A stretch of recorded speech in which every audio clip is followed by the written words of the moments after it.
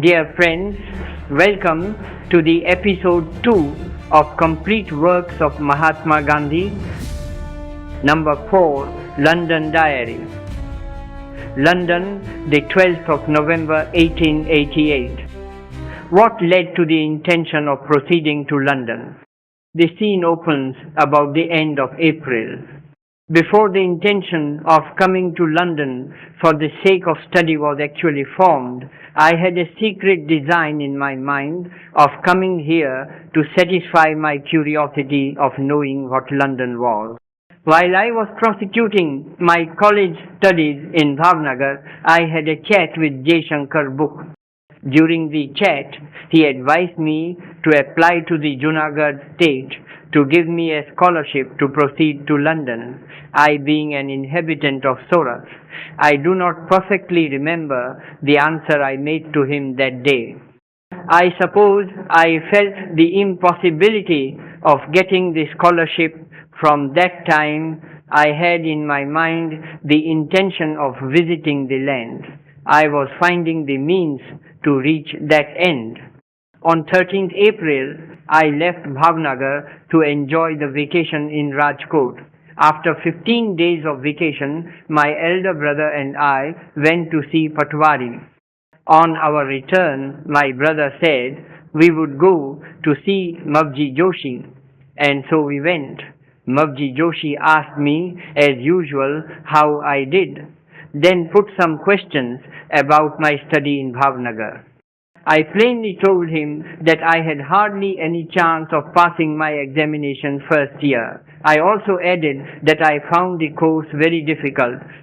Hearing this, he advised my brother to send me as soon as possible to London for being called to the bar. He said the expense will be only rupees 5,000. Let him take some udar dal.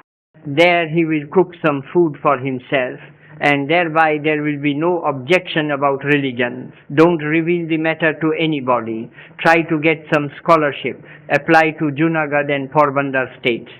See my son Keval Ram.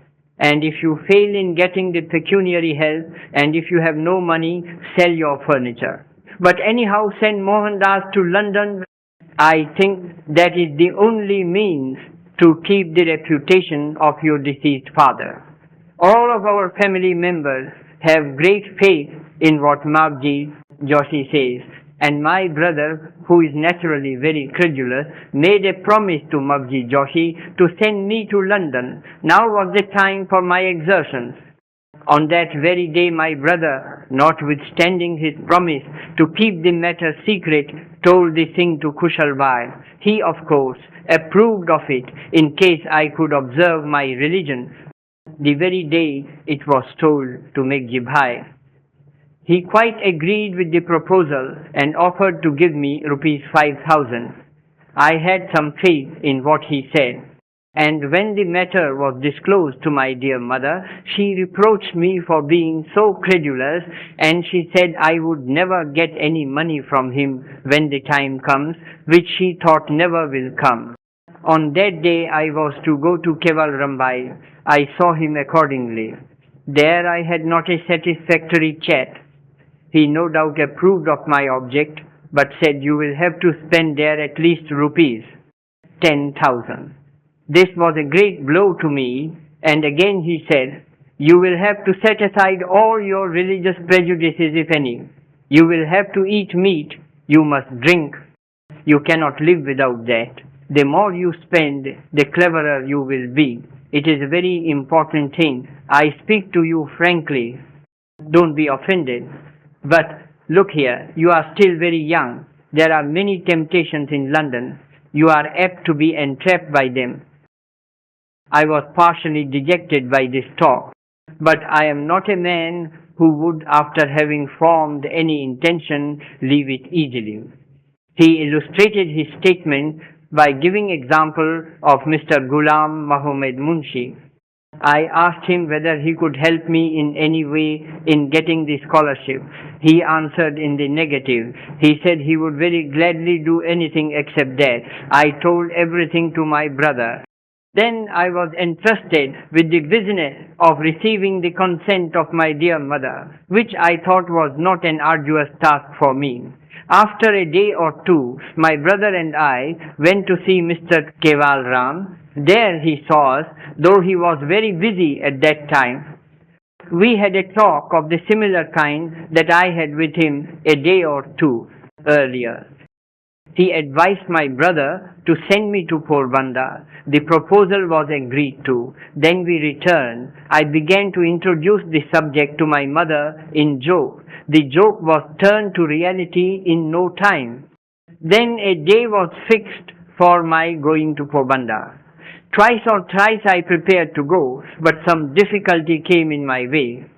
Once I was to go with Zaverchand, but an hour before the time of my departure, a serious accident took place. I was always quarreling with my friend Sheikh Mehtab. On the day of departure, I was quite engrossed in thinking about the quarrel. He had a musical party at night. I did not enjoy it very well. At about 10:3 p.m., the party ended and we all went to see Mavji and Rami. On our way, I was buried in the madcap thoughts of London on one side and the thoughts of Sheikh Mehtab on the other. Amidst thoughts, I came unconsciously in contact with a carriage. I received some injury, yet I did not take the help of anybody in walking. I think I was quite dizzy. Then we entered the house of Mavji. There I again came in contact with a stone unknowingly and received injury. I was quite senseless. From that time I did not know what took place, and after that I am told by them I fell flat on the ground after some steps. I was not myself for 5 minutes. They considered I was dead, but fortunately for myself, the ground on which I fell was quite smooth. I came to my senses at last and all of them were quite joyful. The mother was sent for. She was very sorry for me and this caused my delay, though I told them that I was quite well, but none would allow me to go, though I afterwards came to know that my bold and dearest mother would have allowed me to go. But she feared the calumny of other people. At last, with great difficulty, I was allowed to leave Rajkot for Porbandar after some days. On my way too, I had to encounter some difficulties. At length, I reached Porbandar to the joy of all. Lalbhai and Karsondas had come to the Khadi bridge to fetch me home. Now, what had I to do in Porbandar was to exact consent from my uncle and, secondly, apply to Mr. Lely to render me some pecuniary help, and last, in case of failure to get the state scholarship, to ask Paramananda to give me some money. The first thing I did was that I saw uncle and asked him whether he liked my going to London or not. Then naturally, as I had expected, he asked me to enumerate the advantages of going to London. This I did according to my power. Then he said, of course, the people of this generation would like it very much, but as for myself, I do not like it. Nevertheless, we shall consider afterwards. I was not disappointed by such an answer. At least I had the satisfaction to know that at all events he liked it inwardly and his deed proved what I thought right. Unfortunately for me, Mr. Lely was not in Porbandar. It is quite true that misfortunes never come single. After his return from the district where he had gone, he was to go at once on leave. My uncle advised me to wait for him till the next Sunday, and if he did not come up during that time, he said he would send me where he should be. But it gives me much pleasure to write here that he returned from the district on Sunday. Then it was settled that I should see him on Monday. It was done accordingly. For the first time in my life, I had an interview with an English gentleman. Formerly, I never dared to front them, but thoughts of London made me bold. I had small talk with him in Gujarati. He was quite in a hurry. He saw me when he was ascending the ladder of the upper story of his bungalow. He said the Porbandar state was very poor and could not give me any pecuniary help. However, he said, I should first graduate in India and then he would see if he could render me any help. Indeed, such an answer from him quite disappointed me. I did not expect such a reply from him. Now, what I had to do was to ask Parmanand Bhai to give me rupees 5,000. He said he would very gladly give them if my uncle approved of my going to London. I thought this to be rather a difficult task, yet I was determined upon exacting his consent. I saw him when he was busy doing something and addressed him thus, Uncle, now tell me what you really think of my going. My chief aim in coming here is to exact your consent. Then he replied, I cannot approve of it. Don't you know that I am going on a pilgrimage, and is it not disgraceful on my part to say that I like that people should go to London? However, if your mother and brother like it, I do not at all object to it. But then I said, you don't know that you prevent Parmanand Bhai from rendering me pecuniary help by refusing to allow my going to London. Just as I uttered these words, he said in an angry tone, Is it so, my dear chap? You don't know why he says so. He knows that I will never approve of your going, and so he brings forth this excuse. But the real thing is that he is never to render you any help of the kind. I do not prevent him from doing so. Thus ended our talk. Then I gaily ran off and saw Parmanand Bhai and word by word related what took place between my uncle and myself. He too was quite angry when he heard this and at the same time made a promise to give me rupees 5,000. I was quite overjoyed when he made a promise, and what pleased me more was that he swore by his son. Now from that day I began to think that I would surely go to London. Then I stayed some days in Porbandar, and the more I stayed there, the more I was assured of the promise. Now here is what took place at Rajkot during my absence.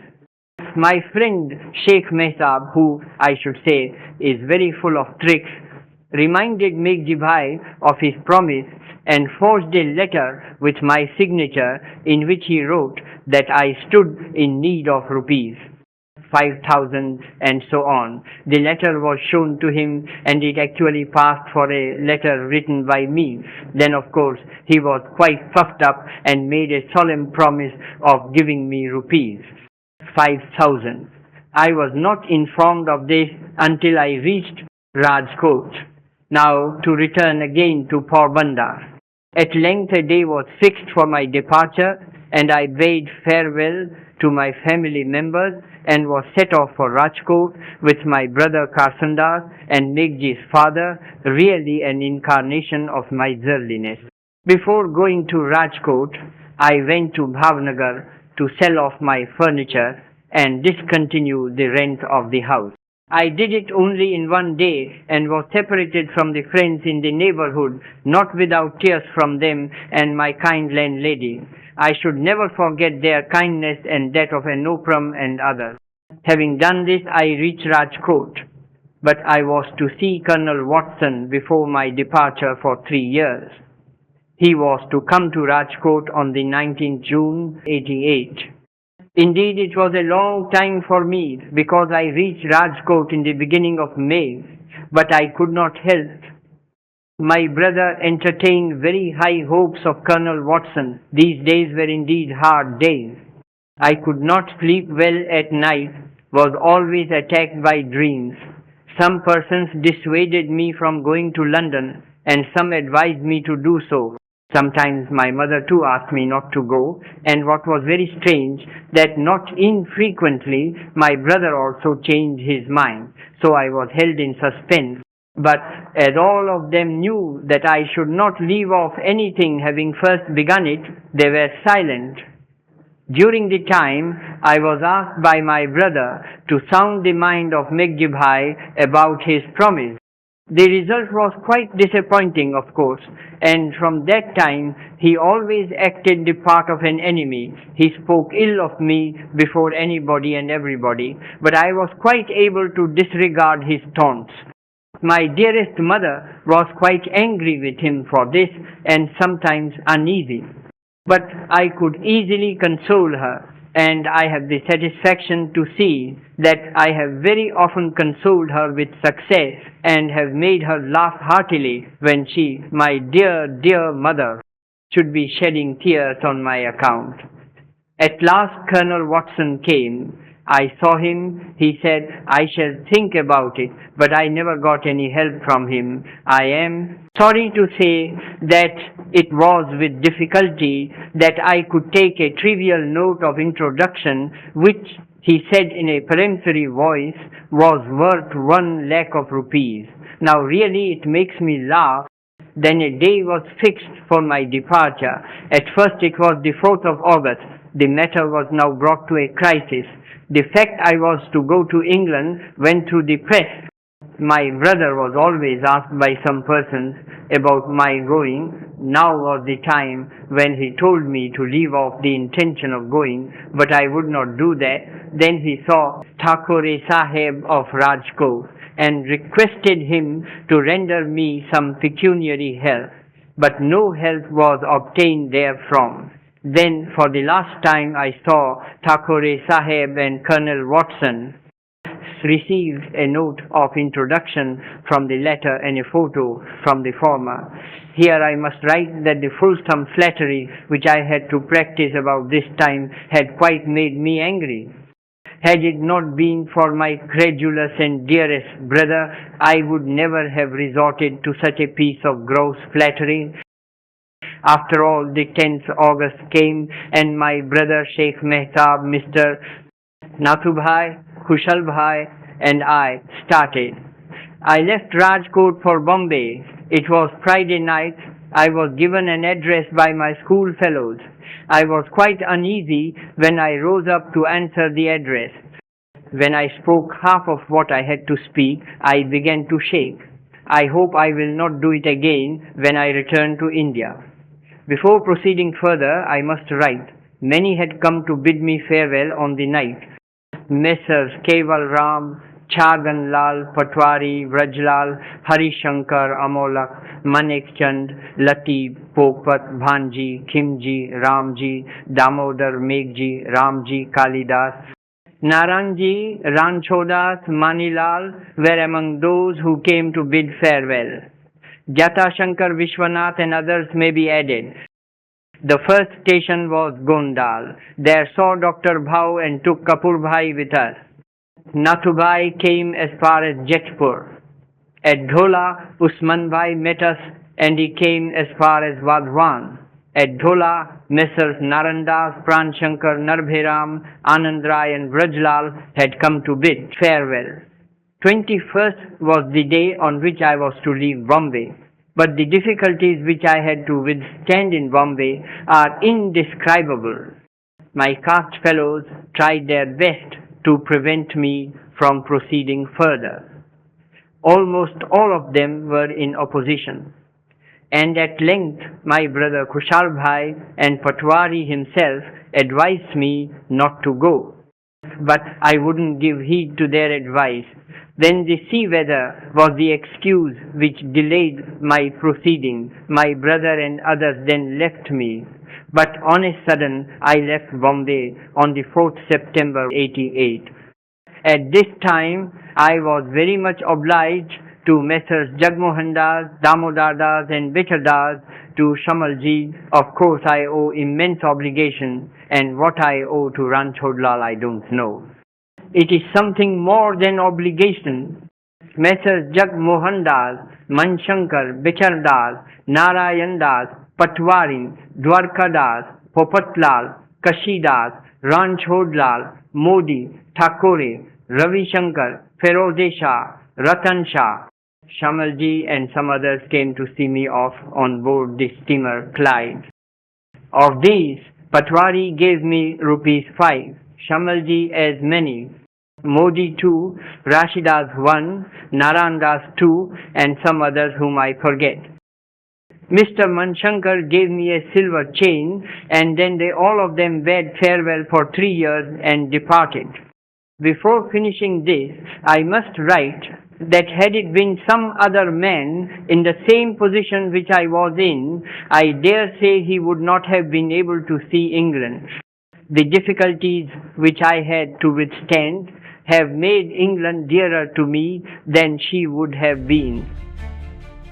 Dear friends, this is how I started my journey to London. In the next episode, we will read the continuation of this same chapter in which I have written about a peculiar experience during my voyage. That's all for now. Thank you.